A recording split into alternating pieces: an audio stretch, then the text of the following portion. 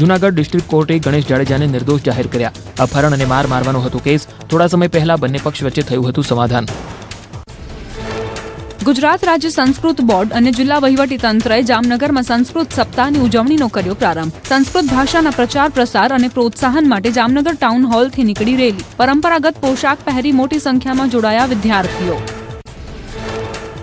રેલીમાં 4 વેદોનું પ્રદર્શન અને સંસ્કૃત ભાષાના જાગૃતિ બેનરો બન્યા આકર્ષણનું કેન્દ્ર. 27 ઓગસ્ટે સંસ્કૃત ગોષ્ઠી યોજાશે. ધોરણ 10માં 100 ગુણ મેળવનાર તેજસ્વી વિદ્યાર્થીઓનું કરાશે સન્માન. 29 ઓગસ્ટે સંસ્કૃત પરિષદ અને પ્રદર્શનનું આયોજન.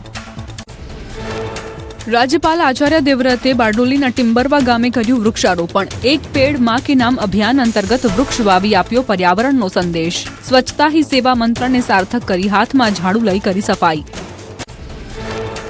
રાજ્યપાલ આચાર્ય દેવવ્રતે બારડોલીના સાકરી સ્વામિનારાયણ મંદિર પરિસરમાં પ્રાકૃતિક ખેતી અંગે યોજ્યો પરિસંવાદ. ખેડૂતોને પ્રાકૃતિક ખેતી અપનાવવા કરી અપીલ. પ્રાકૃતિક ખેતીને વિકલ્પ નહીં પણ જરૂરિયાત તરીકે અપનાવવા ખેડૂતોને કર્યો અનુરોધ. આરએસએસ હેડક્વાર્ટરમાં આર્થિક અને આરોગ્ય વિષય અંગે યોજાઈ બેઠક. આર્થિક અને સેવા સમૂહના સંઘના આગેવાનો અને ભાજપ નેતાઓ રહ્યા હાજર. સંઘની ભગીની સંસ્થાઓના હોદ્દેદારો પણ જોડાયા. 2 દિવસની બેઠકમાં વિવિધ વિભાગના મંત્રીઓ રહેશે ઉપસ્થિત.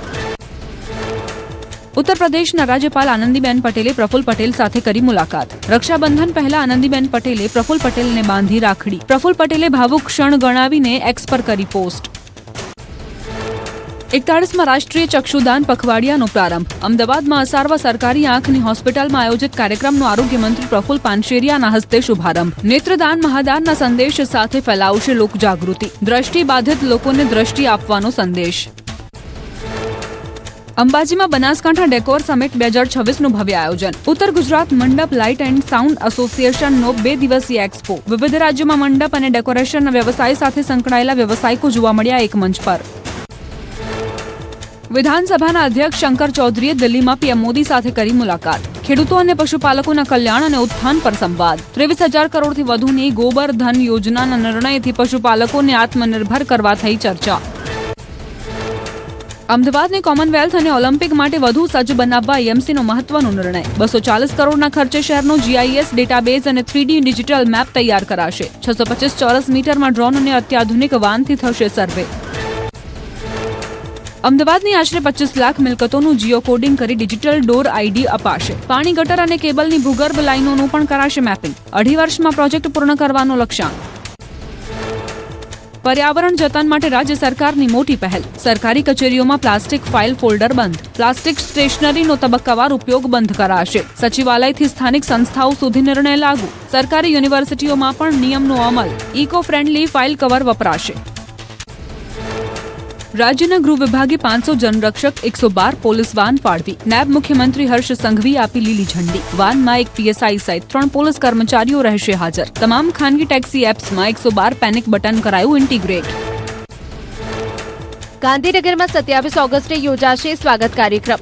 મુખ્યમંત્રી ભૂપેન્દ્ર પટેલ નાગરિકોની રજૂઆતો અને ફરિયાદો સાંભળશે. સ્વર્ણિમ સંકુલ 2ના મુખ્યમંત્રી જનસંપર્ક કાર્યાલયમાં સ્વીકારશે રૂબરૂ રજૂઆત. વર્ષ 2003થી દર મહિનાના ચોથા ગુરુવારે યોજાય છે રાજ્ય સ્વાગત કાર્યક્રમ. રાજકોટના સુલતાનપુરમાં વ્યાજખોરો સામે પોલીસે કડક કાર્યવાહી. વ્યાજખોરોના કબજામાંથી 1 કરોડથી વધુની મિલકત પરત લેવાઈ. સોના ચાંદીના દાગીના, જમીન મકાનોના દસ્તાવેજ, વાહનોની આરસી બુક, સહી કરેલા કોરા ચેક ભોગ બનનાર લોકોને કરાયા પરત. રાજકોટ જિલ્લામાં વર્ષ 2026 દરમિયાન વ્યાજખોરીના નોંધાયા 62 ગુના. 125 આરોપીની કરાઈ ધરપકડ. સુલતાનપુર પોલીસે ભોગ બનનારાઓને છીનવાઈ ગયેલી સંપત્તિ પરત કરી માનવતાભરી કરી કામગીરી. સુરેન્દ્રનગર જિલ્લામાં સંયુક્ત સપ્તાહની ઉજવણી. શિક્ષણ વિભાગ અને રાજ્ય સંસ્કૃત બોર્ડના સંયુક્ત ઉપક્રમે યોજાઈ સંસ્કૃત ગૌરવ યાત્રા. મોટી સંખ્યામાં વિદ્યાર્થીઓ જોડાયા. સંસ્કૃત ભાષાની જાગૃતિ, સંવર્ધન અને પ્રાચીન વારસા પ્રત્યે ગૌરવની ભાવના કેળવવાનો હેતુ. આણંદના મેથપુર સ્વામિનારાયણ મંદિરમાં શ્રાવણ માસ નિમિત્તે સોના ચાંદી અને રિયલ ડાયમંડના ભવ્ય હિંડોળાના દર્શન. ભગવાન સહજાનંદ સ્વામીને ઝુલાવવા ઉમટી પડ્યા ભક્તો. મંદિરમાં સર્જાયું અદ્ભુત આધ્યાત્મિક વાતાવરણ. અમદાવાદના પોલીસ કર્મચારીઓ સાથે રક્ષાબંધનની ભાવસભર ઉજવણી. પોલ પબ્લિક સ્કૂલે ઓઢવ પોલીસ સ્ટેશનમાં યોજ્યો કાર્યક્રમ. વિદ્યાર્થીનીઓએ પોલીસ કર્મચારીઓને રાખડી બાંધી સન્માન, આદર અને કૃતજ્ઞતા વ્યક્ત કરી. રાજ્યમાં સ્વચ્છ તીર્થ સ્થાન પવિત્ર ગુજરાત અભિયાનનો પ્રારંભ. મંદિરોના મુખ્ય પ્રવેશદ્વારથી 100 મીટરનો વિસ્તાર સ્વચ્છ ધાર્મિક ઝોન જાહેર કરાશે. સિંગલ યુઝ પ્લાસ્ટિક સામે ઝીરો ટોલરન્સ નીતિ અમલમાં મુકાશે. ગુજરાત પ્રદૂષણ નિયંત્રણ બોર્ડ દ્વારા ચલાવાશે અભિયાન.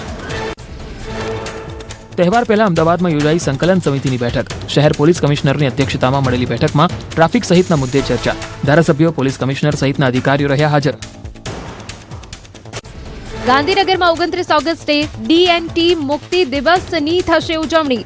વિમુક્તિ અને વિચરતી જાતિઓના સશક્તિકરણ માટે મજબૂત મંચ તૈયાર. સમાજમાં ઓળખ અને અસ્તિત્વ પ્રત્યે જાગૃતિ વધારવાનો ઉદ્દેશ્ય. વિચરતા સમુદાયને હક માટે સરકાર સમક્ષ કરાશે રજૂઆત.